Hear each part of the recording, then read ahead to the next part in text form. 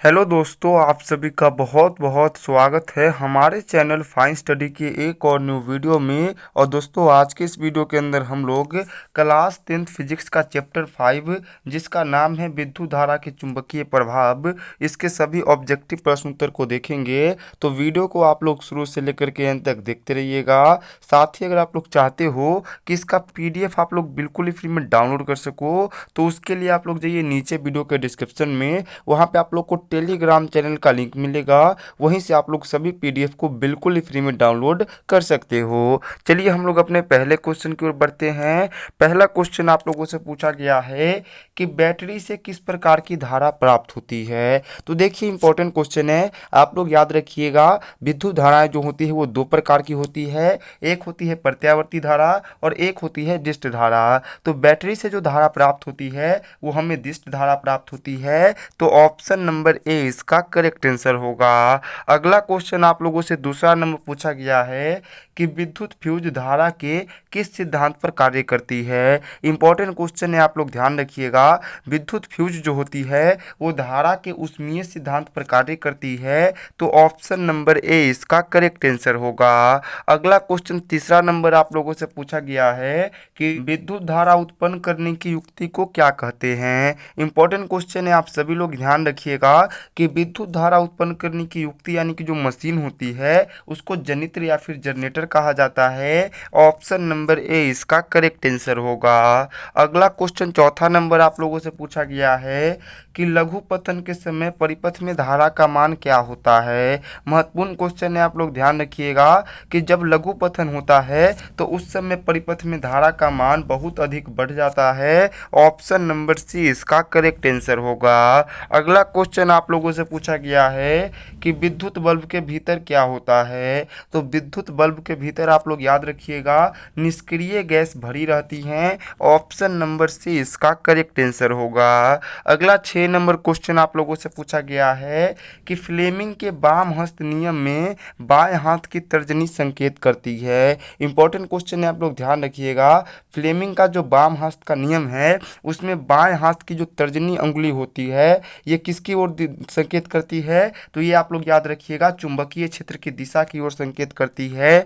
Option number B इसका correct answer होगा। अगला क्वेश्चन आप लोगों से 7 नंबर पूछा गया है कि डायनमो किस प्रकार की धारा प्राप्त होती है। तो डायनमो से आप लोग याद रखिएगा हमें प्रत्यावर्ती धारा प्राप्त होती है। ऑप्शन नंबर बी इसका करेक्ट आंसर होगा। अगला क्वेश्चन आप लोगों से पूछा गया है कि विद्युत बैटरी धारा के किस प्रभाव पर काम करती है। इंपॉर्टेंट क्वेश्चन है, आप लोग ध्यान रखिएगा।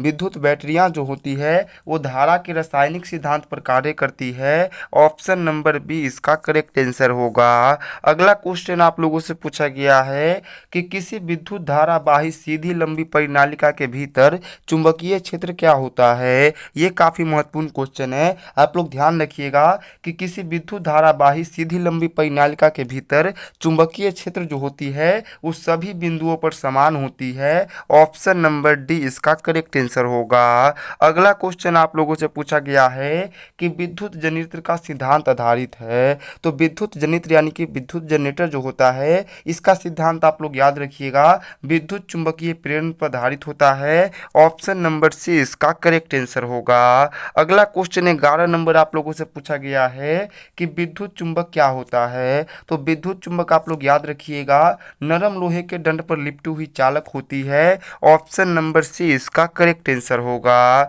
अगला क्वेश्चन 12 नंबर आप लोगों से पूछा गया है कि पृथ्वी का विभव क्या होता है। महत्वपूर्ण क्वेश्चन है, आप लोग ध्यान रखिएगा। पृथ्वी का विभव अनंत होता है। ऑप्शन नंबर डी इसका करेक्ट आंसर होगा। अगला क्वेश्चन आप लोगों से पूछा गया है कि विद्युत फ्यूज तार के मिश्रण में क्या होता है। तो विद्युत फ्यूज तार का जो मिश्रण होता है उसमें आप लोग याद रखिएगा टीन व शीशा का मिश्रण होता है। ऑप्शन नंबर ए इसका करेक्ट आंसर होगा। अगला क्वेश्चन आप लोगों से पूछा गया है 14 नंबर कि डायनमो का सिद्धांत आधारित होता है। तो डायनमो जो होता है उसका सिद्धांत आप लोग याद रखिएगा चुंबकीय विद्युत चुंबकीय प्रेरण पर आधारित होता है। ऑप्शन नंबर ए इसका करेक्ट आंसर होगा। अगला क्वेश्चन आप लोगों से पूछा गया है कि भारत में उत्पादित प्रत्यावर्ती विद्युत धारा की आवृत्ति कितनी होती है। तो भारत में उत्पादित जो प्रत्यावर्ती विद्युत धारा होती है इसकी आवृत्ति होती है 50 हर्ज। ऑप्शन नंबर ए इसका करेक्ट आंसर होगा। अगला क्वेश्चन आप लोगों से पूछा गया है कि विद्युत धारा के चुंबकीय प्रभाव की खोज किसने किया था। महत्वपूर्ण क्वेश्चन है, आप सभी लोग याद रखिएगा। विद्युत धारा के चुंबकीय प्रभाव की खोज ऑस्टेड ने की थी। ऑप्शन नंबर बी इसका करेक्ट आंसर होगा। अगला क्वेश्चन आप लोगों से पूछा गया है 17 नंबर कि विभक्त विलय का उपयोग किस उपकरण में किया जाता है। यह भी महत्वपूर्ण क्वेश्चन है, आप लोग ध्यान रखिएगा कि विभक्त विलय का उपयोग जो है वो विद्युत मोटर में किया जाता है। तो ऑप्शन नंबर ए इसका करेक्ट आंसर होगा।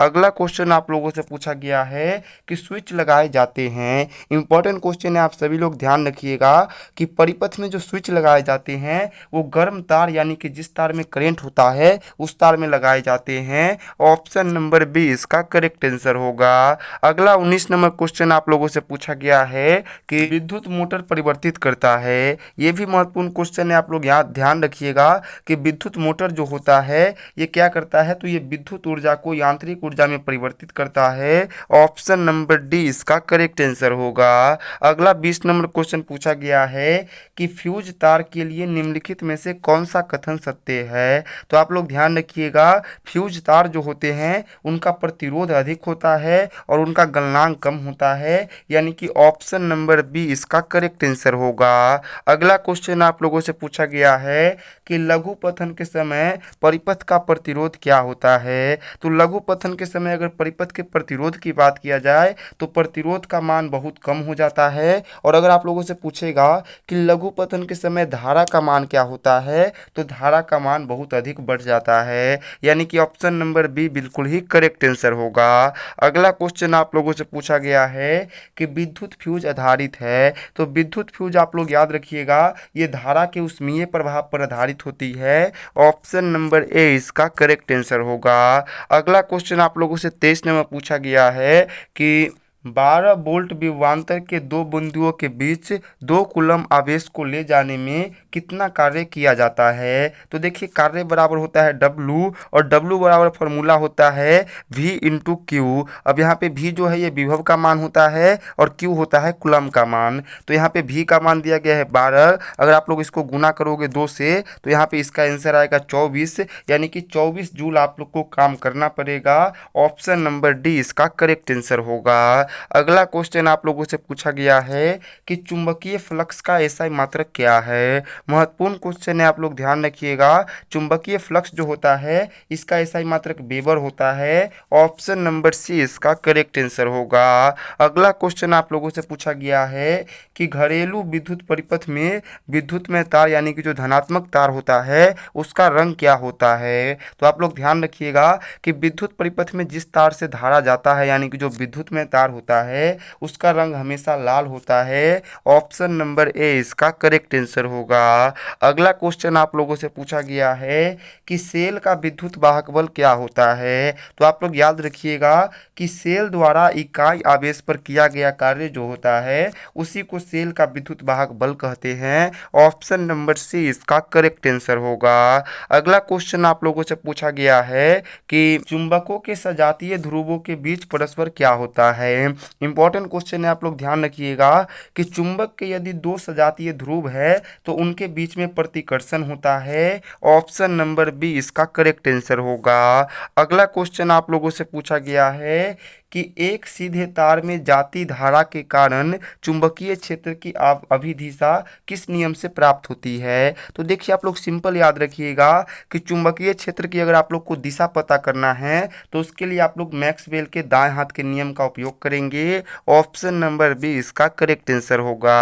अगला क्वेश्चन आप लोगों से पूछा गया है कि चुंबकीय क्षेत्र एक ऐसी राशि है जिसमें क्या होता है। तो चुंबकीय क्षेत्र एक ऐसी राशि होती है जिसमें परिमाण परिमाण भी होता है और दिशा भी होता है, यानी कि ए और बी दोनों। ऑप्शन नंबर सी इसका करेक्ट आंसर होगा। अगला क्वेश्चन आप लोगों से पूछा गया है कि चुंबकीय क्षेत्र रेखाएं होती है, तो चुंबकीय क्षेत्र रेखाएं जो होती है ये बंद वक्र का निर्माण करती है, यानी कि ऑप्शन नंबर बी इसका करेक्ट आंसर होगा। अगला क्वेश्चन 31 नंबर आप लोगों से पूछा गया है कि किसी क्षण चुंबक के अंदर चुंबकीय क्षेत्र रेखाओं की दिशा क्या होती है। तो किसी भी क्षण चुंबक के अंदर चुंबकीय क्षेत्र रेखाओं की जो दिशा होती है वो दक्षिण ध्रुव से उत्तर ध्रुव की ओर होती है, तो ऑप्शन नंबर बी इसका करेक्ट आंसर होगा। अगला क्वेश्चन आप लोगों से पूछा गया है कि डायनमो द्वारा बदला जाता है, तो जो डायनमो होते हैं इसके द्वारा आप लोग याद रखिएगा यांत्रिक ऊर्जा को विद्युत ऊर्जा में बदला जाता है। ऑप्शन नंबर ए इसका करेक्ट आंसर होगा।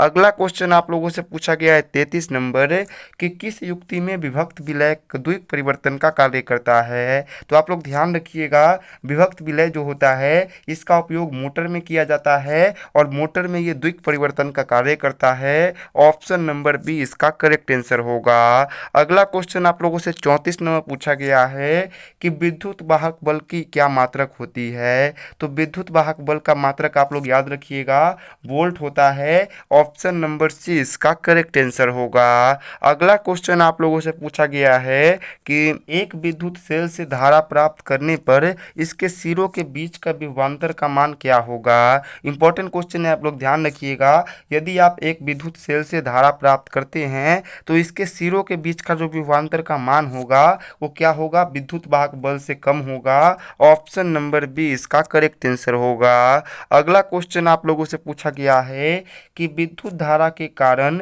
उत्पन्न चुंबकीय क्षेत्र की दिशा ज्ञात की जाती है। तो अगर आप लोग को चुंबकीय क्षेत्र की दिशा ज्ञात करनी है तो इसके लिए आप लोग याद रखिएगा फ्लेमिंग के बाएं हाथ का नियम आप लोग उपयोग कीजिएगा। ऑप्शन नंबर बी इसका करेक्ट आंसर होगा। अगला क्वेश्चन आप लोगों से पूछा गया है कि घरेलू विद्युत परिपथ में उदासीन तार का रंग क्या होता है। तो घरेलू विद्युत का जो परिपथ होता है उसमें उदासीन तार यानी कि जिस तार में करंट नहीं होता है उसका रंग होता है हरा रंग। तो ऑप्शन नंबर बी इसका करेक्ट आंसर होगा। अगला क्वेश्चन आप लोगों से पूछा गया है कि विद्युत मोटर की क्रिया आधारित है। तो विद्युत मोटर जो होती है इसकी क्रिया आप लोग याद रखिएगा विद्युत धारा के चुंबकीय प्रभाव पर आधारित होती है। ऑप्शन नंबर ए इसका करेक्ट आंसर होगा। अगला क्वेश्चन आप लोगों से पूछा गया है कि विद्युत धारा उत्पन्न करती है। तो विद्युत धारा जो होती है ये चुंबकीय क्षेत्र को उत्पन्न करती है। ऑप्शन नंबर ए इसका करेक्ट आंसर होगा। अगला क्वेश्चन आप लोगों से पूछा गया है कि वह उपकरण जो विद्युत ऊर्जा को यांत्रिक ऊर्जा में बदलता है उसे हम लोग क्या कहते हैं। तो आप लोग ध्यान रखिएगा कि वह उपकरण यानी कि वह मशीन जो विद्युत ऊर्जा को यांत्रिक ऊर्जा में बदलता है उसको हम लोग विद्युत मोटर कहते हैं। ऑप्शन नंबर बी इसका करेक्ट आंसर होगा। अगला क्वेश्चन आप लोगों से पूछा गया है विद्युत मोटर को चलाया जा सकता है। तो अगर आपके पास विद्युत मोटर है तो आप उसको प्रत्यावर्ती धारा पर भी चला सकते हो और दिष्ट धारा पर भी चला सकते हो, यानी कि प्रत्यावर्ती और दिष्ट दोनों धाराओं पर बोले तो ऑप्शन नंबर सी इसका करेक्ट आंसर होगा। अगला क्वेश्चन आप लोगों से पूछा गया है कि यदि एक विद्युत धारावाही तार के समीप कंपास रखा जाता है तो कंपास की सुई क्या होगी। तो आप लोग ध्यान रखिएगा कि अगर एक धारावाही विद्युत तार है यानी कि परिपथ है और उसके करीब में अगर आप कंपास को रखते हो तो कंपास की जो सुई होती है वो विक्षेपित होगी। ऑप्शन नंबर ए इसका करेक्ट आंसर होगा। अगला क्वेश्चन आप लोगों से पूछा गया है कि हवा में स्वतंत्र रूप से लटका हुआ क्षैतिज चुंबक हमेशा आराम की स्थिति में रहता है। तो आप लोग याद रखिएगा कि अगर आप लोग हवा में किसी भी क्षण चुंबक को लटकाते हो तो वो हमेशा उत्तर से दक्षिण की दिशा में रहेगा। ऑप्शन नंबर सी इसका करेक्ट आंसर होगा। अगला देखिए आखिरी क्वेश्चन आप लोगों से पूछा गया है कि फैराडे ने बहुत से क्रांतिकारी खोज की जिसमें शामिल है। तो आप लोग ध्यान रखिएगा कि फैराडे एक महान वैज्ञानिक थे, उन्होंने बहुत सारे क्रांतिकारी खोज की और उसी खोज में से विद्युत चुंबकीय प्रेरण और विद्युत अपघटन की क्रिया जो है ये दोनों के दोनों शामिल है, यानी कि ऑप्शन नंबर सी इसका करेक्ट आंसर होगा। तो आज के इस वीडियो में इतना ही। अगर आप लोग को ये वीडियो पसंद आया होगा तो आप लोग जरूर से इस वीडियो को एक लाइक कीजिएगा, अपने दोस्तों के साथ शेयर कीजिएगा। मिलते हैं अगले वीडियो में, तब तक के लिए बाय बाय।